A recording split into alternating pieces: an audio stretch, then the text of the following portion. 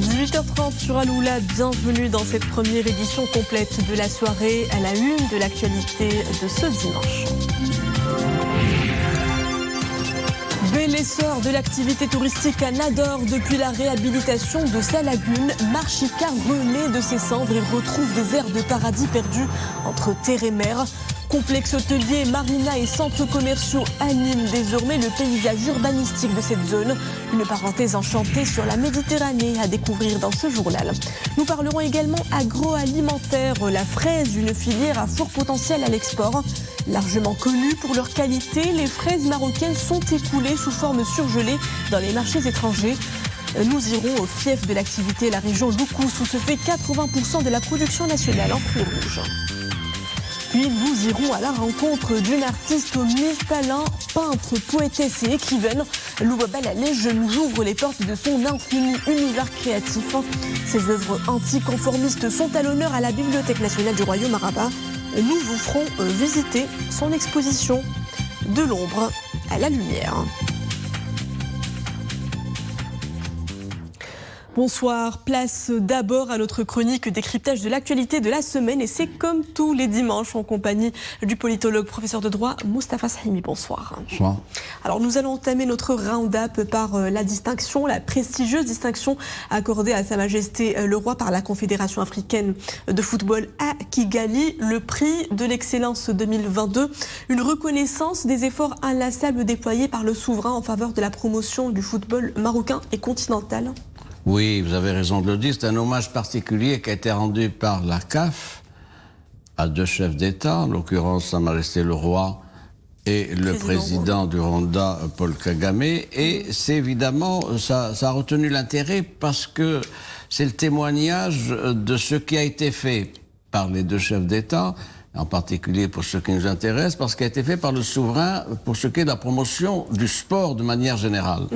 Ça commence par quoi? C'est une vision de départ. Il faut rappeler que nous avons dans notre dossier, si je puis dire, l'Académie Mohamed VI du foot, dont le projet avait été lancé en 2006 et qui fonctionne depuis 2009 et qui est quelque chose de tout à fait exceptionnel, considéré comme une institution modèle aussi bien en Afrique qu'à l'international. Vous savez qu'il y a des équipes étrangères, européennes et autres qui viennent donc pour faire leur concentration. Il y a aussi l'hommage rendu au souverain pour ce qui est de sa prise en compte de la jeunesse africaine. Je crois que ça c'est important. Et puis il y a aussi, au-delà de la personne du souverain, l'hommage au Maroc. Il y a une capitalisation sportive du royaume à ce sujet, attestée par les bons résultats de nos équipes nationales, aussi bien au plan continental qu'ailleurs, etc., vous le savez. Et puis le fait qu'il faut y ajouter la superbe prestation des Lions de l'Atlas au Qatar, ça a donné donc tout à fait une visibilité particulière au royaume. Le Maroc est aujourd'hui classé, il a été demi-finaliste donc au mondial, 4e, et dans le classement FIFA, il est 11e. Donc tout ça, ce sont des éléments cumulatifs qui ont justifié donc qu'il y ait ce prix d'excellence adressé au souverain. Je crois que c'est quelque chose d'encourageant pour continuer dans cette voie. Puis l'autre fait saillant de la cérémonie de la CAF, l'annonce faite dans la lettre royale dont lecture a été donnée par le ministre de l'Éducation nationale, du préscolaire et des Sports, annonce de la candidature trilatérale Maroc-Espagne-Portugal pour l'organisation du Mondial 2030. Quel est selon vous le mérite de ce dossier multidimensionnel entre le Maroc et ses deux voisins du Nord? Et puis, si cette candidature venait à se concrétiser, quelles en seraient les retombées pour le Maroc, tant au niveau économique qu'en termes de relations du Maroc avec ses voisins de l'autre rive de la Méditerranée? D'abord, il faut relever la discrétion qui a entouré cette annonce. Et vous voyez que nous sommes capables, avec nos amis espagnols et portugais, donc, de mener une action diplomatique de concert dans la plus grande discrétion. Personne ne le savait. Bien. Il y a eu ce message royal aussi, qui était entouré de la plus grande discrétion. C'est un message royal qui a été lu à quelle occasion? À l'occasion du congrès la réunion de la CAF et du congrès de la FIFA qui s'est tenu donc précisément dans la capitale du Rwanda, à Kigali. Et donc un parterre exceptionnel où il y avait 211 membres présents qui sont membres de la FIFA. Donc c'est quelque chose de particulier et ça permet d'optimiser avec beaucoup de relief l'annonce royale d'une candidature. C'est une annonce qui a été faite par le souverain, pas par les responsables espagnols ni portugais. Ça aussi, c'est quelque chose de particulier. Le message du souverain était précis et structuré. Il a insisté sur le fait que c'était une jonction entre les trois mondes, monde africain, arabe et euro-méditerranéen, que le Maroc est devenu un hub du football africain et que ça permet de capitaliser une dynamique qui est engagée par le Royaume en insistant sur ce point-là, sur l'avenir de la jeunesse, parce que c'est la jeunesse d'aujourd'hui et de demain qui doit être prise en charge. Et sur ça, le souverain a parlé d'une politique volontariste pour canaliser les énergies de cette jeunesse dans une politique de développement. Il y a évidemment de la fierté, de l'ambition, une source d'inspiration. Je note que c'est un tiercé gagnant, si je puis dire. L'Espagne a organisé déjà le mondial 1982, il ne faut pas l'oublier. Le Portugal a organisé l'Euro également. Et puis le Maroc s'est distingué aussi par un certain nombre de rencontres. C'était 3 fois le mondialito, plus la CAN, plus le CHAN. Et il y a donc là un niveau d'éligibilité crédible de ces 3 partenaires pour postuler donc pour le mondial de 2030 avec beaucoup d'atouts. Beaucoup d'atouts. D'abord un message de paix, de coopération dans la région, un message aussi de visibilité et de mobilisation. Et le fait que les candidats éventuels qui pourraient venir ne réunissent pas ces atouts-là. Je pense à un groupe de pays latino-américains, mais ça me paraît difficile compte tenu des conditions qu'il y a dans ces pays-là. Je pense à d'autres candidatures au Moyen-Orient, etc. Donc sur ce plan-là, il y a quelque chose de fantastique. Alors, évidemment, l'impact économique, vous avez fait référence, il est important, parce que c'est un accélérateur, c'est un vecteur et un accélérateur de chantiers et de réformes. Pour ce qui est des infrastructures, il faut continuer et les élargir, les consolider. Ça donne aussi une visibilité plus forte à notre tourisme. Et puis, quel message de paix, de coopération au moment où il y a tant de tensions dans le système international. Vous venez de parler de tourisme, justement, à l'heure où la candidature tripartite Maroc-Espagne-Portugal est présentée au monde. Le gouvernement annonce la mise en place d'une feuille de route stratégique du tourisme 2023-2026. Donc, au-delà de ce vaste rayonnement footballistique du Maroc à l'échelle internationale, sur quels atouts capitalisera la nouvelle feuille de route pour justement atteindre ces objectifs escompté à l'horizon 2026 et notamment positionner le Maroc parmi les destinations mondiales? Je voudrais vous dire ceci pour commencer. Il était temps que le gouvernement s'attelle à une prise en charge de la priorité de donner à ce secteur. Ça n'a pas toujours été le cas. Les 2 gouvernements précédents n'ont pas accordé un intérêt particulier au secteur du tourisme, loin de là. Et ce, pour des raisons culturelles connues. Nous avons aussi attiré les leçons de ce qui a été engagé, annoncé, qui ne s'est pas réalisé. Je pense à la vision 2020. La vision de 2020 prévoyait 200 000 lits supplémentaires et un chiffre d'affaires de recettes de 140 milliards de dirhams. Nous sommes en 2023, nous sommes loin du compte. Évidemment, il y a eu les 2 années Covid, etc. Donc tout ça, nous ne sommes pas encore au niveau de 2019. Il faut le dire, c'est 84% pour ce qui est des flux touristiques. On avait prévu 13 millions, on est en 11 millions et quelques, et donc tout ça est important. Pour autant, c'est bien qu'il y ait cette priorité donnée à cet aspect-là. Ça implique beaucoup de volontarisme et de déclinaison au niveau des politiques publiques, avec plus de meilleures conditions offertes au secteur privé. Vous savez, en un mot, l'État n'a pas d'hôtel. L'État ne fait pas venir des touristes, il faut le dire. Ce sont les entreprises privées qui sont en première ligne et c'est elles qui doivent être stimulées, encouragées pour tenir ces objectifs-là. Merci Moustapha Sahimi, politologue et professeur de droit, pour tous ces éclairages. Et nous restons justement sur ce même registre qu'est le tourisme, avec cette fois une escale à Tanger. La cité cosmopolite abrite la 3e édition du Marketing Tourism Challenge. L'événement réunit les professionnels du secteur autour de la valorisation du potentiel touristique de la destination Maroc, avec cette année un clin d'œil sur les sites souvent oubliés dans l'ombre des circuits touristiques phares. Saïd Najah, Hanissa Boumedi et Zakaria Mokrinbillah. Ils sont jeunes et entrevoient de faire carrière dans les métiers du tourisme. Pour la 3e édition du Marketing Tourism Challenge, ces étudiants se donnent pour défi de promouvoir les destinations touristiques nationales. Leur approche marketing vise à contribuer à valoriser le potentiel touristique du royaume. La compétition consiste à donner aux étudiants des territoires qui regorgent de potentialités touristiques énormes, mais qui malheureusement ne sont pas vraiment très connus. Alors l'objectif c'est quoi? C'est de pousser les étudiants à nous présenter une vision, à présenter des objectifs auxquels ils vont répondre à travers un plan d'action. Les équipes en compétition doivent choisir la cible touristique, définir une stratégie de développement durable et déterminer l'identité touristique de la destination. Enfin, les concurrents doivent rendre la destination attractive. Un événement qui met en fait la destination touristique marocaine au centre de sa démarche, avec des solutions smart autour du développement des territoires touristiques, notamment ceux qui sont plus ou moins oubliés et qui ne reçoivent pas beaucoup de subventions ou de possibilités pour la promotion, et qui, à travers ce projet, les étudiants vont proposer des solutions smart à même de participer au développement territorial de ces destinations.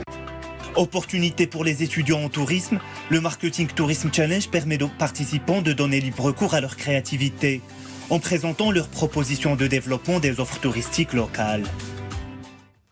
Et l'un de ces fiefs touristiques les plus prisés du nord-est du royaume, la lagune de Marchika. Son aménagement insuffle une nouvelle dynamique de développement à la région. Aujourd'hui, le chantier Marchika Med s'érige en méga projet touristique, urbanistique, mais également environnemental d'exception. Un site aux normes internationales qui se hisse en modèle et s'exporte désormais à l'échelle du continent. Samir Barka, Nabila Zarqan et Oumé Maramli. Marchika, un joyau méditerranéen qui revient de loin. Ce qui fut avant un site insalubre est aujourd'hui transformé. De la nuisance en plaisance, ce site naturel arbore un tout nouveau visage au standing. Et ce n'est pas tout. La lagune de Marchika est encore une terre fertile pour les investisseurs. Cette zone vit au rythme d'un développement constant de ses infrastructures. De nouveaux projets sortent de terre. Un nouveau complexe hôtelier classé 4 étoiles est en cours de construction, ainsi qu'un centre commercial. La réhabilitation de cette zone a mobilisé un budget de plus de 60 millions de dirhams. Beaucoup de travaux ont été réalisés, maritimes, installation de panneaux d'électricité publique, ainsi que la mise à niveau des chaussées. Valorisée et protégée de la pollution, l'histoire de Marchika est une success story au niveau national et international. Une expérience que le Maroc entend partager avec le continent. La Côte d'Ivoire et Madagascar sont les premiers d'une longue liste. Depuis 2014, nous travaillons sur de nombreux projets de développement durable au niveau du continent. Actuellement, nous sommes en charge de la réhabilitation de la baie Cocody en Côte d'Ivoire. 20 ans après le lancement de l'initiative royale pour le développement de la région de l'Oriental, Nador s'impose comme un hub touristique en devenir, une ville où il fait bon vivre. Parlons maintenant agroalimentaire avec cette variété savoureuse de fruits rouges qu'on retrouve en abondance en ce moment sur les étals, puisque nous sommes en pleine saison. La fraise, en 2019, le Maroc en a produit près de 200 000 tonnes, une récolte record destinée en grande partie à l'export, principalement vers le marché européen. 50% des fraises exportées le sont sous forme surgelée, un segment visiblement en plein essor. Voyons l'exemple depuis une usine de valorisation à l'arrache.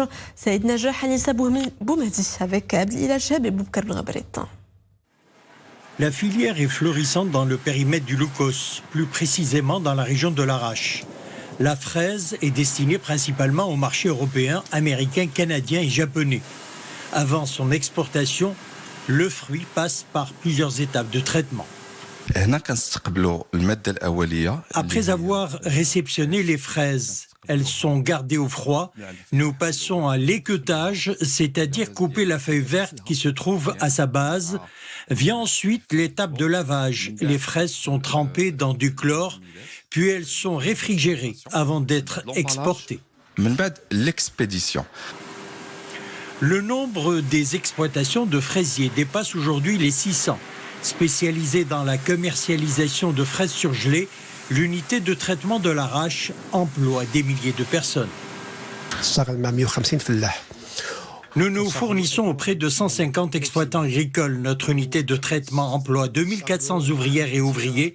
Durant toute la saison de la récolte, nous avons mis en place des équipes de travail avec un horaire de 8 heures par jour pour chacune des équipes, 7 jours sur 7.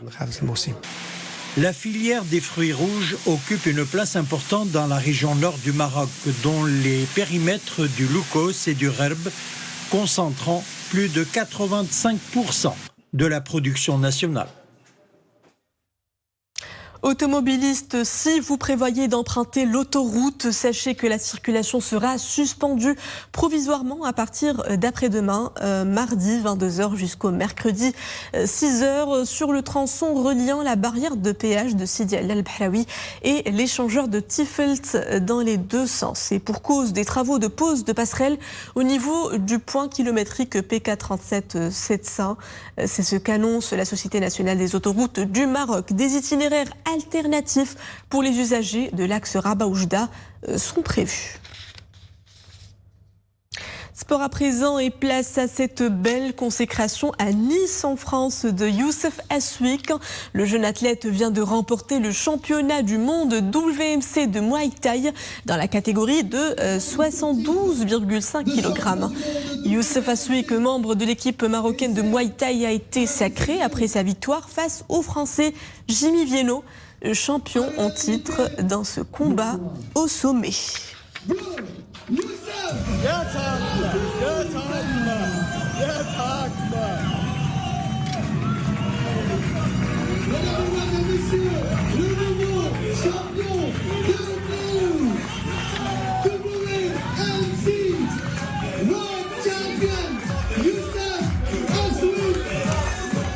Le trophée de la Coupe du Monde féminine de football a fait escale ce dimanche à Salé dans le cadre d'une tournée internationale dans 32 pays.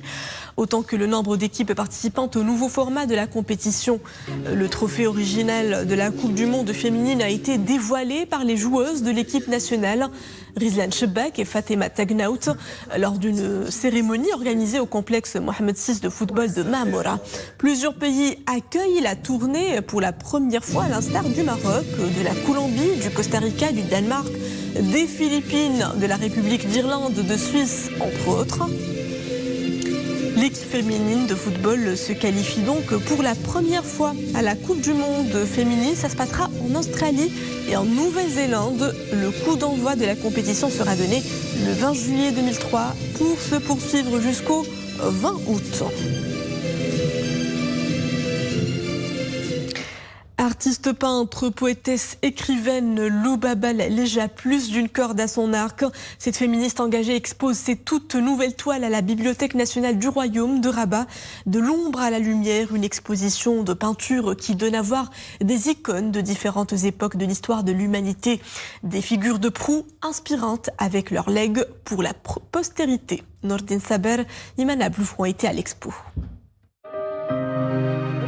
Des couleurs, des silhouettes féminines enjouées, les femmes de Loubaba Lej traversent le temps et l'espace. Un hommage à des figures de proue de l'histoire de l'humanité, toutes époques confondues. Des femmes de passion, de vision, de courage et d'action, qui brillent ici de mille feux. J'ai des japonaises comme Yayoi Kusama, j'ai Emiko qui est une déesse et en même temps une reine, j'ai Angelou Maya qui est une afro-américaine, donc elle a cette particularité d'avoir été sur 2 continents, mais peut-être d'avoir préféré l'Amérique pour une forme de liberté. Des Des icônes artistiques, politiques, historiques, l'exposition de Louba Balalej libère ces femmes du silence de l'histoire et font triompher la cause de la femme, loin des dictats de la mémoire et des conventions sociales. Moi, je suis pour un féminin doux. Comme disait Margaret Thatcher, une main de fer dans un gant de velours. Donc, ça veut dire quoi? Ça veut dire que si j'emploie mon féminin, avec tout ce qu'il a de merveilleux, et toutes les femmes l'ont, mais qu'il est développé, parce que, comme disait Simone de Beauvoir, on ne naît pas femme, on le devient. Un combat de femmes engagées, immortelles et contemporaines, qui prend forme à travers ces toiles. Une quarantaine au total, qui émerge sous le style incisif et poétique de la plasticienne. Si l'idée est une idée historique, elle est très très profonde, elle est accompagnée d'une lyrique tellement généreuse et tellement des couleurs. Là, on voit la fête, on voit ce qui concerne la beauté et l'intelligence des femmes. Des femmes créatrices au destin tragique, rêvé ou même romancé, avec un dénominateur commun, une initiation inconditionnelle et passionnée à l'amour, en se frayant un chemin vers la lumière pour la postérité. Et c'est ainsi que s'achève cette édition. Merci à vous de l'avoir suivi. À 20h30, le retour de l'information avec le journal Raïsia. Très belle suite des programmes à tous sur Al-Oula.